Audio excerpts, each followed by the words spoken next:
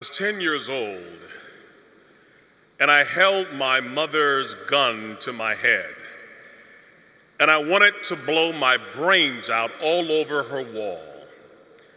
You must ask the question, why would a 10-year-old child want to die? 10 is a time to dream of being an astronaut, of being a soccer star, a football player, a preacher, a pastor, a doctor. But for me, life was so horrific, with so much vitriol and pain, I wanted to die. I'm the product of interracial immigrants. My grandmother was tall, white, and thin from Germany, and we called her French fry.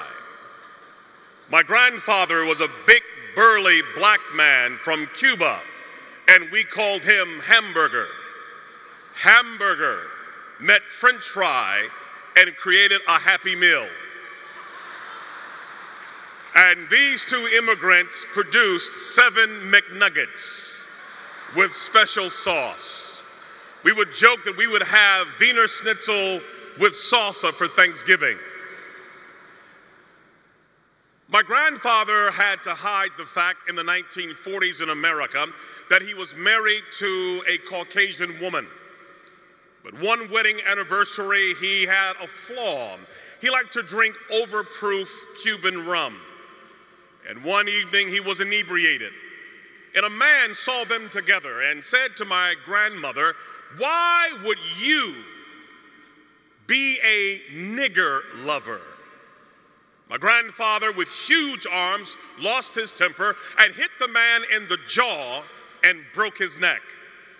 The man didn't die, but he was injured severely.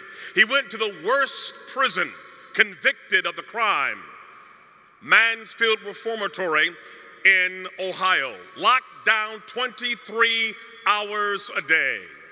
It hit the newspapers that my grandmother was married to this convicted felon and she lost her job. But being a German woman, she didn't complain or whine or woe is me. She began to work odd jobs, cleaning other people's houses and toilets, taking care of their children. But as she was working, she would have fainting spells, passing out doing her job. She went to the doctor and discovered that she had a tumor growing behind her left eye that was metastasizing to her brain. And the doctor said, "We have to take out a third of your face, your eye. You will be malformed and disformed and disfigured for the rest of your life." What do you do when the American dream becomes an American nightmare?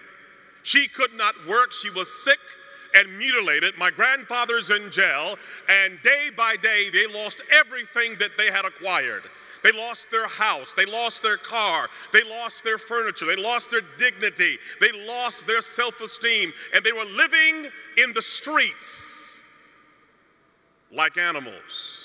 My 3 uncles got hooked on heroin. They belonged to a gang called the Devil's Disciple, and my entire family became atheistic. No God, no prayer, no Bible, no hope. And my mother at age 14 was called by a pimp named Larry, who said to her, "What is school doing for you?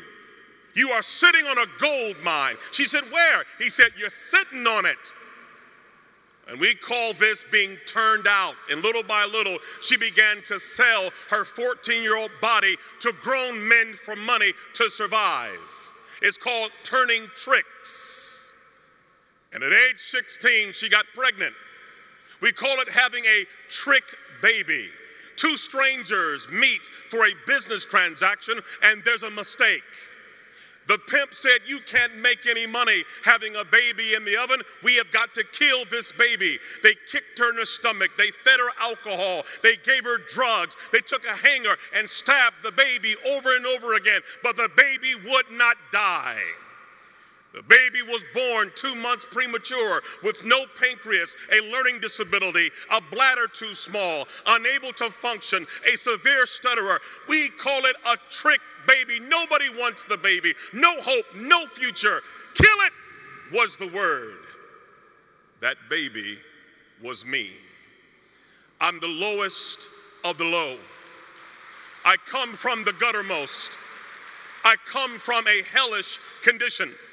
And so when I would go to school, I couldn't talk. I stuttered so severely from the trauma. My mother had a madam who hated men. Her name was Dolores, and she was a sadist. And when she would watch me, she would take a broomstick and stick it in a place where no boy should have any object in his body. And when you are tortured like that, you learn 4 things. Don't talk, don't trust, don't feel, and pretend nothing is happening. And by age 10, I had had enough. I wanted to die.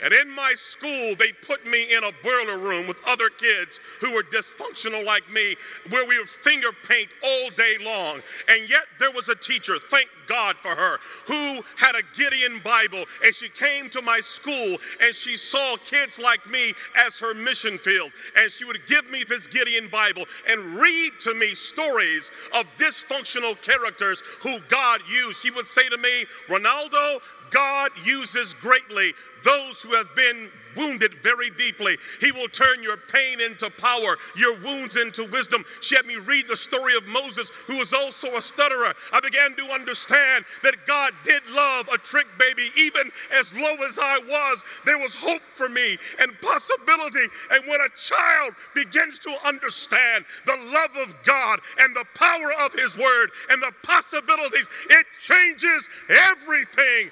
How can a young man keep his way clean? By taking heed according to your word. Your word have I hid in my heart that I may not sin against thee. I began to memorize the Bible, that Gideon Bible, reading 2,000 scriptures. And when you put that kind of word in a life, something begins to happen. My stuttering went away. I stopped wetting the bed. I stood tall. I became valedictorian, became a pastor, and preached until everybody in my family got saved. Why? Because somebody placed the Gideon Bible in a woman's hand that changed a life forever. Yes, I was born a trick baby, but the trick was on the devil because of you and the power of the word of